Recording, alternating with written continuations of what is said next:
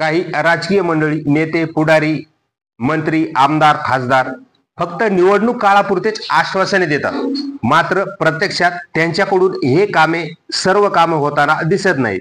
म्हणून काठी घेतलेल्या वयोवृद्ध आजीबाईने नेत्याकडे चक्रा मारून मारून माझ्या पायाला नख नाही राहिलं असे बोल काढले. हा आजीचा व्हिडिओ सोशल मीडियावर चांगलाच व्हायरल होताना दिसतोय.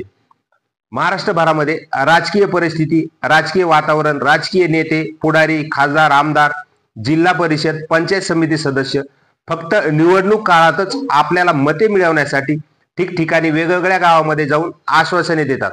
परंतु या आश्वासनाची पूर्तता होते आहे की नाही याकडे मात्र ढुंकूनही बघत नाही असंच दिसतंय. ग्रामस्थांना मूलभूत सुविधा, त्यामध्ये रस्ता, लाईट, पाणी, वीज, आरोग्य आदी बाबतीत ग्रामीण भागातील ग्रामस्थांची मोठीच तारांबळ उडते.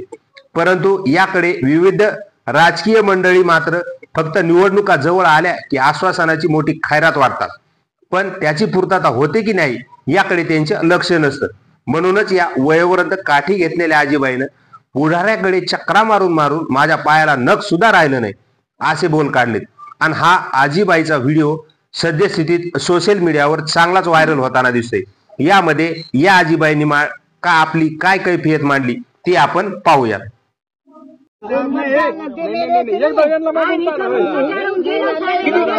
किती बार गेलं भाईसाहेब? अरे बाप, माझ्या पायाला नख नाही राहिले. मग काय झालं? काय नाही केलं. मग काय रोड दे का?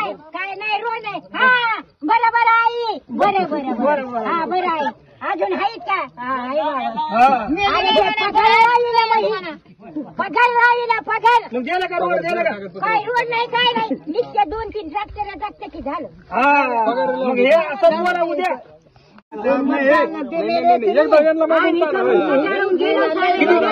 किती बार गेलं भाईसाहेब? अरे बाप, माझ्या पायाला नख नाही राहिले. मग काय झालं? काय नाही केलं. मग काय रोड दे का? काय नाही, रोड नाही. हा बरं आई, बरं हा बरं आहे. अजून आहेत का?